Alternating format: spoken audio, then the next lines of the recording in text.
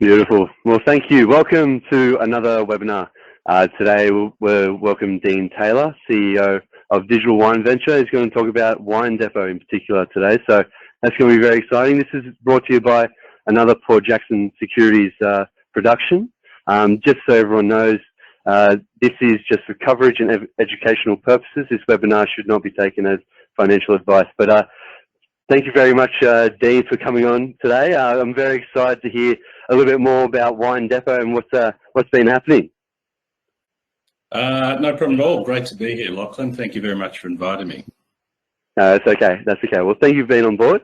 Look, can you just tell us a little bit more about Wine Depot and how it's revolutionising the beverage and wine industry? Yeah, sure. So look, for I guess the sake of a lot of the more recent investors, I'm going to sort of start at the top and just provide a bit of a broad overview of it. And I just think it's important that everyone sort of fully understands the story and particularly the problem that we're trying to solve. Look, you know, and on that point, the problem, you know, the wine and beverage industry is highly fragmented. It consists of thousands of subscale operators.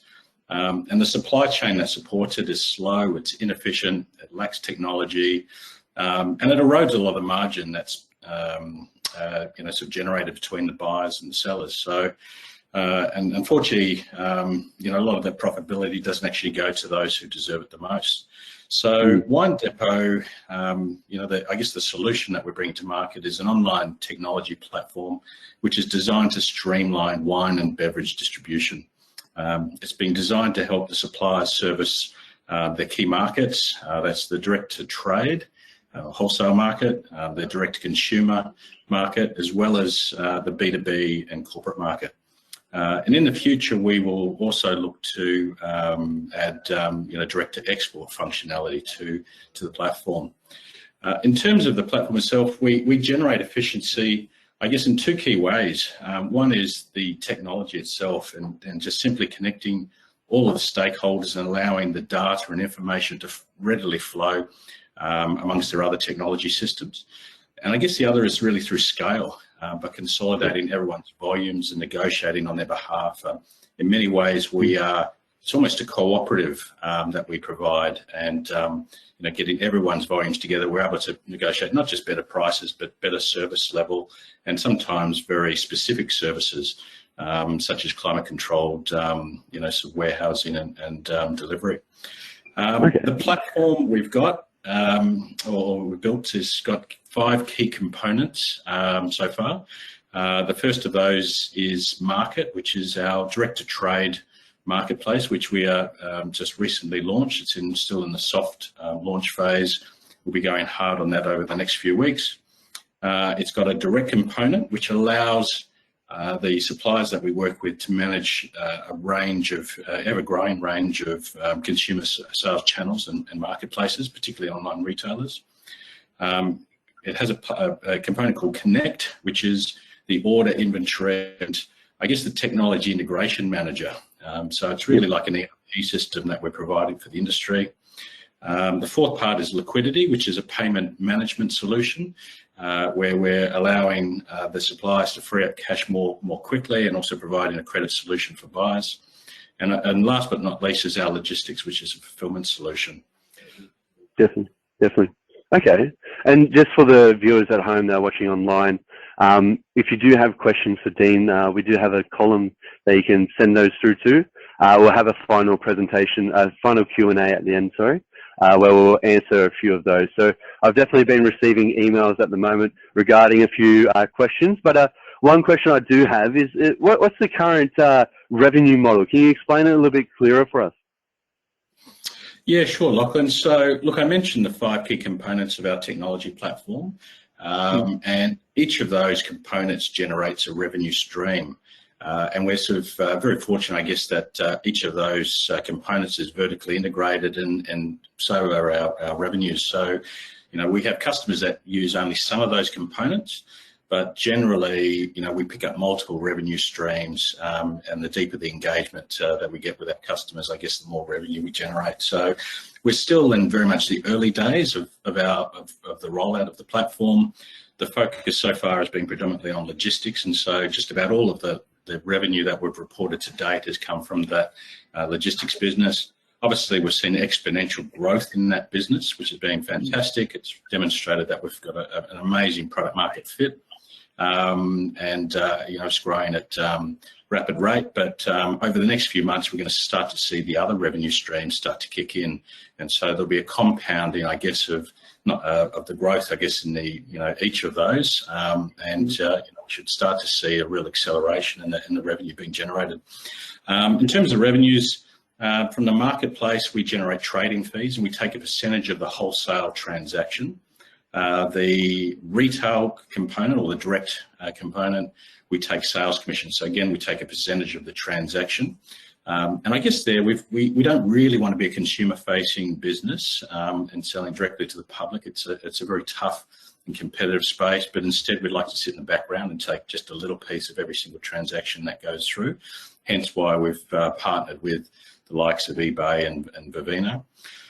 We generate some revenue from the Connect platform itself. It's a recurring revenue. It's a software as a service subscription fee, and we also get integration and listing fees from that as well. Liquidity, we take a small percentage on the transaction value that we fund from the producers for those that want to have their payments accelerated. And logistics, of course, generates storage, picking, packing, handling, and freight fees.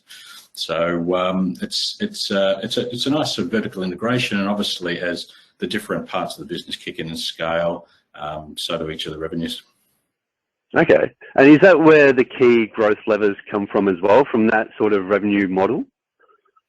Yeah, absolutely. I mean, our immediate focus is obviously on the Australian market and really proving out the platform in this market. In Australia, the local wine market, there's 1.2 billion litres of wine produced every year. It employs about 160,000 people, and it contributes over $45 billion to the Australian economy. And so it's certainly a sizable market, and we have exposure to just about all parts of that market, except for the export component at the moment. So look, we're sort of, I guess, working each of those modules, if you like. I mentioned before, obviously, things like the marketplace, the direct component, logistics.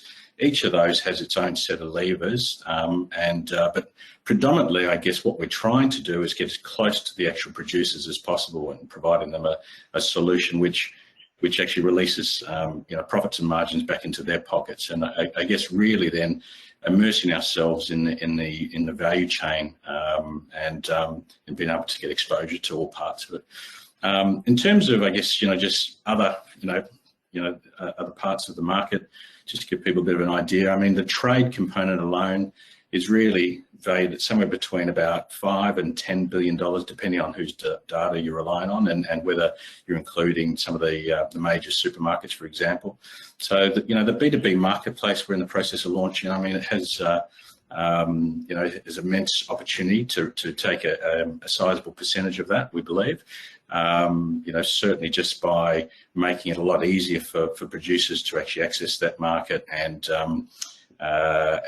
without having to give up a lot of the margin to third parties and middlemen. Direct to consumer over the last 12 months has obviously exploded. Before COVID, it was the direct to consumer component coming directly from wineries was worth about $1 billion. I conservatively estimate that to have grown to at least 1.5 billion. That's all anecdotal. I don't have anything to prove that as yet, but based on what we've seen in terms of volume growth, I mean, we saw it grow 100% overnight and certainly hasn't shown any signs of slowing down. And of course, the other component of direct to consumer is the online retailers, and that was about a $500 million market pre-COVID, and again, the feedback we're getting from all of the online retailers is that they've seen close to 100% growth as well. So you're looking at about a $2.5 billion direct-to-consumer segment, which is rapidly growing. Exporters, we don't have any exposure to at the moment. There's about just shy of $3 billion of wine exported annually from Australia, but certainly a big part of our business plan is to tap into that and provide the suppliers that we're working with the tools they need to be able to sell directly to both consumers and trade in foreign markets. Definitely. Okay. And so what's the plan from here? Where are we going? Where are we going? All right. So look, I guess, certainly proving the model out in Australia, and I sort of see lots of opportunities to take it internationally. The UK is probably our most obvious target in terms of export markets, but, we would seek to test ourselves out, operating outside of Australia in a market like New Zealand first. If we're to expand the platform into other markets, obviously, we're taking not just a platform and technology, but we're also taking our relationships with hundreds, if not thousands, of Australian and New Zealand wine producers. And, for us, that becomes a fantastic entry strategy into any new market where, overnight we can become the go-to for products from Australia and New Zealand. So globally is certainly is something that we've got our sights on once we've proven all parts of the platform in Australia. I guess in terms of just immediate focus, I mean, those that have followed me on this journey for the last 2.5 years know that we had a very clear vision and business plan for Wine Depot right from the start. And to be honest, I don't think we've wavered from any of that so far at all. It's just been really executing on that plan and vision. The first stage was rolling out logistics business, and that was really created the foundation stone for the rest of the parts of the platform, in particular the trade market. It provided us a way of, I guess, building that infrastructure and then also developing relationships with suppliers and then getting their brands and their products onto our platform for the other stages. Right now, obviously, we're well into the second stage, which is rolling out market, which is our B2B marketplace. And, we do believe that has the potential to totally revolutionise wholesale wine and beverage distribution, and a massive opportunity that we need to get right. And so there's a lot of focus going to go on that over the next 12 months. We are making sure that we do everything right, and so we're quite happy to slow that down because it's certainly a much more of a longer term play for us and something that we believe is going to create immense shareholder value. In terms of, I guess, the immediate focus of that platform is definitely on the trade, but we have announced to market that once we're servicing the trade well enough, we do intend to open up that marketplace to I guess the little B buyers and corporate buyers who have very similar needs in terms of logistics requirements. Within a couple of months, you'll also see the launch of the third stage of the business, which is the direct platform, which is where we allow our suppliers to start to sell through channels such as Vivino and eBay. There's a lot more, I guess, queued up to join that ecosystem, but that's going to be pretty exciting as well, because it means that we are really then not just relying at the moment on orders that are coming directly from the wineries. We're generating sales activity for them at a consumer level as well, and so that has the potential to scale incredibly, not just in Australia but also internationally as well. And so we're really excited about that. And then I guess from there, it's just looking at other ways in which we can, I guess, better service our customers, being the suppliers, by increasing our product offer. And I see there's both upstream and downstream opportunities, getting closer to the wineries and getting closer to the venues through technology. And in that regard, I guess, we'll take a simple build it or buy it approach. Certainly, we've made we've announced to market that the board is actively seeking acquisitions, and so I think that that's something that's definitely on our radar for the next 12 months as well. Definitely. Well, it seems like we should have some exciting news in the next 6 months to 12 months. Keep rolling in. I'm very excited to read a few of those. That should be very good. Well, we might go into a few questions that a few of the viewers have at the moment. No, it's all right. At the moment, we have a question from Jake. Jake's asked, what is the total number of Australian wineries that have signed up so far? And is there a target number that you're aiming for? And in all that, he also asks, and so what's the plan to get there? Sure. So look, I guess first thing is I just want to sort of clarify that we have I guess, suppliers, which are our customers. And then we also have brand numbers. And so some of the customers we work with carry multiple brands. And so, you know, in terms of numbers of customers and brands, you know, they're two very different numbers. And I don't want to try to, you know, confuse people with those. It is something that we intend to start reporting on our website. And so people will be able to see on a daily basis where they're sitting. But given the, you know, the distributors and the companies we work with, you know, the suppliers, they're changing their portfolios on a daily basis. So it's a very difficult number for us to track right on the spot. But we've certainly, you know, sort of well and truly sort of breached that, you know, sort of 500 mark in terms of active brands on the platform. You know, Bendham alone brought us in over 160, and so. You know, so where it's actually sitting right now, you know, to be honest, you know, it changes, you know, sometimes 5 or 10 or 20 a day. So I'm not really, you know, tracking it that closely. In terms of, I guess, the overall market, there's 2,500, you know, wine producers in Australia alone. There's about 500 Kiwi producers.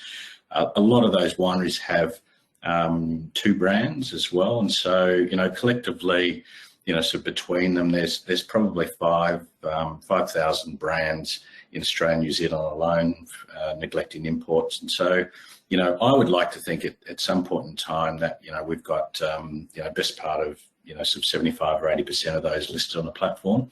You know, the growth rate that we've had so far is just from the logistics service alone is you know, we're already well and truly past that tipping point in terms of market penetration, going past the early adopters. So, in terms of strategies, obviously, you know, I guess the richer our platform gets in terms of proposition, the more it becomes attractive to all of the suppliers out there. So, you know, there's a lot of suppliers so far that have said, hey, listen, you know, we're based in Hunter Valley, you know, all of our customers in Sydney. We don't really need to utilise your depot network or logistics services, but, you know, they are attracted to the B2B marketplace. And so, you know, as each of those new products comes online, and particularly the direct, you know, the consumer element, I can see it attracting more and more customers.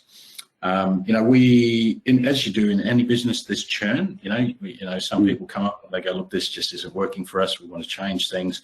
But we've had very nominal, you know, churn. It's a percentage rate that I can count on one hand, and some of those customers come back to us as well. So, you know, we've had customers that, you know, the logistics solution just hasn't quite worked for them, but now they're back for market. And so, you know, even if we are getting churn, sometimes it's only temporarily or maybe even seasonal. You know, once, you know, they sell wine out in a couple of weeks and they don't need us for the rest of the year. So, look, it's as I said, it's a difficult number to pin down, but in terms of getting out and bringing them on, obviously we've got sales team. You know, we're in the phase now where, because the product offering is more rich, we're also starting to do a lot more digital lead generation and targeting. Yeah, so, you know, so really, you know, to be honest, we're really quite comfortable with the growth rates that we've got, and I think won't be long before we'll hit that target that I've got in mind. Okay, excellent. Because we do have a few questions about that sort of supplier retaining those number of suppliers, and I think you've answered that for a few of those investors at the moment. But we do have a lot of questions coming through at the moment, and I got a few emails as well regarding break even. The people want to know. I understand that we can't really talk time, but if you could just clarify a little bit, what's the plan for the break even? Yeah. Well, look, you know, you know, so I'd be foolish to provide any forward-looking projections. But when we did the capital raise, you know, in the middle of last year, we did provide guidance that was sufficient capital to carry us through to break even. I guess the timing of that really depends on a number of factors, and certainly it's one of those things that can be accelerated by, obviously, you know, sort of overperformance in terms of growth through acquisitions, or even the onboarding of particular customers. So at the moment, you know, we've had fantastic take up in the market, but it's been predominantly the smaller end, wineries that are, the micro or the boutique or the small producers. And so, they, it's great to have those brands on a platform. And I guess, the marketplace success will be determined by those. No one's going to come onto our platform to buy Jacobs Creek. It's just not, it's not what the trade needs from us. They're after that diversity. And so, we've welcomed all of those producers with open arms, but we haven't really secured any of the major accounts as yet. And it's not because there's no product fit there. It's much more because it takes a lot longer to turn those ships around and have a decision to be made. So, to win an account of the biggest wine company in the world would bring us to break even overnight. Just to try to give people some ideas of how quickly that things can turn. They could turn around. Yeah. Certainly, too, is that there's, I guess, we're operating a number of different business units, and each of those business units has its own break-even point. Logistics is on a fantastic trajectory, but we'll be using profitability from that to help fund the growth of the marketplace. Over time, the marketplace, because it's such a high gross profit business, will help us fund other ventures as well. And so it really depends on if we decide to use some of the free cash and profitability being generated by one business to help fund the expansion or the development of others as well. So we certainly at the moment we run the business very carefully in terms of to the budgets, etc., that we've got, but our focus is certainly on much more on market share than it is on just getting to break even. There's a land grab opportunity. We have a greenfield opportunity here. We're the only ones really in this space, and so I would rather focus on getting market share than holding things back and to get to break even sooner and leave ourselves exposed to competition. And that might fall into another question I'm getting. This one is referring to your challenge with your growth at the moment. Would you say try and grab that land share at the moment is probably going to be your greatest challenge, or what's the challenge in your growth at the moment? No, look, I think it's managing, I guess, the service level while we grow so quickly. We've come in trying to provide a premium service as well as doing it more efficiently and more cost effectively than competitors. And so, the area where we could fall away is on service level if we're not careful. And so, a lot of the way that we're going about things, scaling things, is at a pace to make sure that we maintain service level and we keep our customers happy in that process. I mean, the logistics, was very deliberate when we launched that business to get it to a point where we were happy with the product, and then we scaled it by bringing on more salespeople.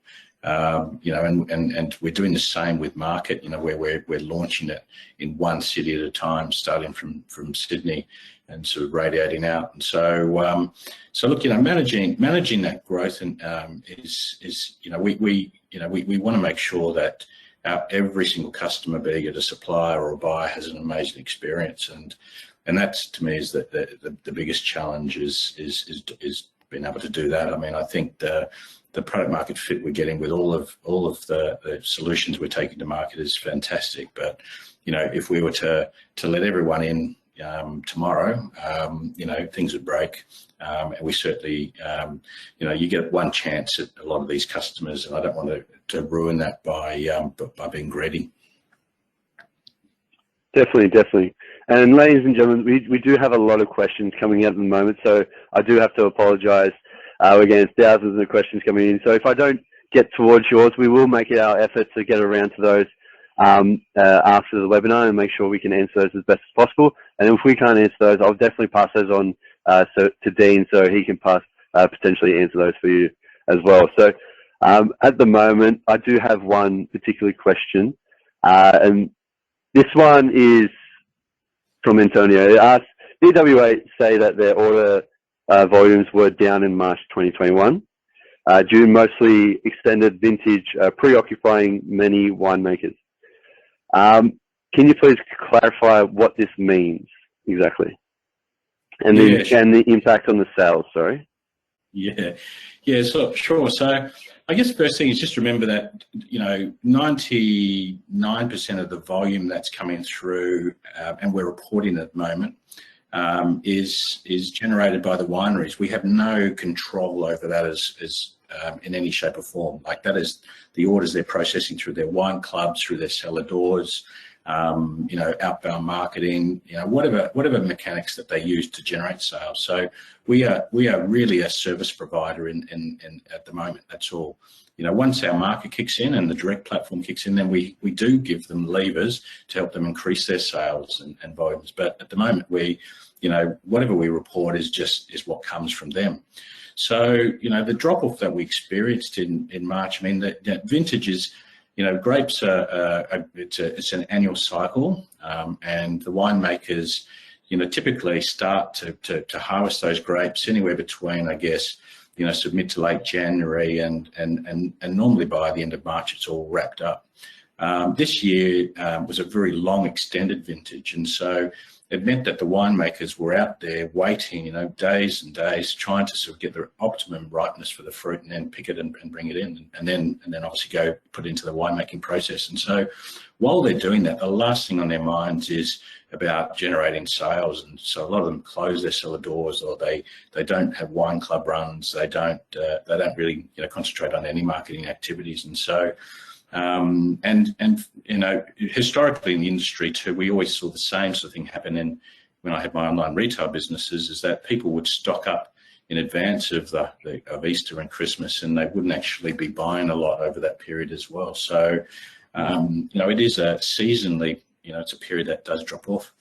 I mean, what people I think neglected is just the sheer growth rate that we've continued to have, and so for it to fall off just back to 350% for the way the market reacted, I thought it was a massive overreaction, and particularly because if the winemakers aren't getting those orders out in March, then they sure as hell are going to get them out in April or May. So it's one of those. It's one of those things that there's latent volume there waiting to be dispatched. It's just a matter of when it goes through. So that was, hopefully that explains, that particular. I certainly thought it was a massive overreaction. But at the same time, it's provided lots of new shareholders buying opportunities as well. So. Which is awesome. So we might just finish with two more questions. So this one's from just casual investor. How do you intend on growing margins in the logistics business? Does DW8 get better than standard rates with the freight operators?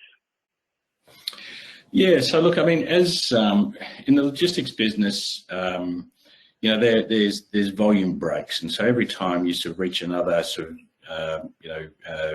sort of bigger number, it gives you a chance to go back to your suppliers, renegotiate those rates. And so, we've continued to keep breaking volume points, since we launched. We've made decisions to pass on those savings in a number of instances back to our suppliers by actually reducing our costs. And that's really a strategy where we're trying to, I guess, develop sticky relationships with them on that business unit, and also build a bigger and bigger moat between us and potential competitors as well. If someone comes into the market, what are they going to compete on? It's going to be on price or service level, and we think we're doing a great job on both of those. And so we certainly over time will have the opportunity to continue to grow out that margin. But the reality is, and look, we've got a target of operating those businesses at a gross profit of about 25%, which is reasonably high for a logistics business. Obviously, we don't net as much as that, but products like our market could operate on margin, on a gross profit of 80 or 85% quite easily. So for us to penny pinch in a business like logistics and risk, sort of losing those customers and missing out on the market revenue or the direct revenue would be very, very foolish. And so it's certainly it's not a loss leader, but it's certainly a business unit that we run pretty lean on the basis that we know there's a lot more value to be generated from the other businesses. We will continue to increase our margins substantially over time, just because what we are is a predominantly technology company. And whether you've got 1,000 wineries using systems or whether you've got 2,500, the cost of supporting the technology remains pretty stable. And so that there will be considerable margin growth as we start to mature as a business. And certainly that, as I described the revenue model earlier on, I mean we for some of the orders we're getting a clip at the wholesale level, we're getting a clip at the retail level, though we're also getting the clip at the logistics, and then we're also getting some of the technology or the SaaS spend, maybe even their finance spend. So we're getting lots of little bites at the same cherry, and it's certainly the strategy that we'd rather do is get a little bit of lots rather than trying to get a lot of a little. Definitely. And our final question is coming from Victor. Victor's asking, what do you think of the current share price at the moment? It's a very interesting question. I think we all want to know, what are your thoughts on it? Yeah, well, look, the markets are the markets, right? And I've got no control over that at all. Certainly can keep the market informed and sort of release the good news but look, the reality is we've since I started with DW8, our shareholder base has grown from just under 500 shareholders to now we're at about 10,500. So it's been a massive growth in the shareholder base. We've in the last since January, we've increased from 5,000 shareholders to over 10,000. So a lot of those shareholders are coming on, and I mean this with the greatest respect. They're mums and dads that aren't really, I guess, abreast of the whole story and can't see the long-term potential for our business. They're day traders coming in and out, and they get very because they don't know the full story. I guess they get a little bit flighty. So we're obviously sold off very heavily recently, but it was on very small volume. So it's certainly, and looking at the top 20, there was certainly no selling there. So it's a lot of, I guess, these smaller shareholders who aren't really abreast of the longer term vision and business plan that panic and I guess and I think oversold. We've come a long way very quickly, and there has to be some period of consolidation. I think we've been oversold personally, but I think that it's actually not a bad thing for us to consolidate and for the business revenues to catch up to the market capitalization. I think we're in that phase now. But I guess I'm not really that focused on what the price is today or tomorrow. I've got a vision to build a business that I'd like to see in the ASX 200 one day. I don't I know everything we're doing hasn't changed. There's been nothing we've done wrong. Everything's growing nicely, and we've got a whole lot of cards up our sleeves. And so I'm certainly not worried about the pullback in the share price at current, and I don't think it'll be long before we get back to where the company deserves to be. Definitely. And once again, I agree, but we do have a few other questions to get through, but I think we might answer them beyond the webinar. But thank you very much, everyone, for submitting those questions. Once again, Dean, thank you very much for coming on board. Do you have any final comments before we end? No, look, just obviously you've had an amazing turnout, Lachlan. So just want to take this as a chance to thank all of those that have joined us, and you know, sort of for your support as shareholders. You know, it's been a fantastic ride so far. There's still a long way to go. I'll obviously, you know, people often send me questions. I answer all those that I can. If I don't answer, it's because I can't. So don't be offended. I'm not ignoring you, but there's just some things that we can and can't say. Look, it's going to be a really exciting, particularly this next 2 to 3 months, as the market goes mainstream, direct gets kicked off, and I guess some of the other initiatives that we've got planned. So stay tuned. Beautiful, beautiful. Well, thank you very much. I once again want to thank Jackson Securities for the production. I'm Lachlan Callaghan from Fortem Wealth, and we'll see you next time. Thank you very much. Terrific. Cheers.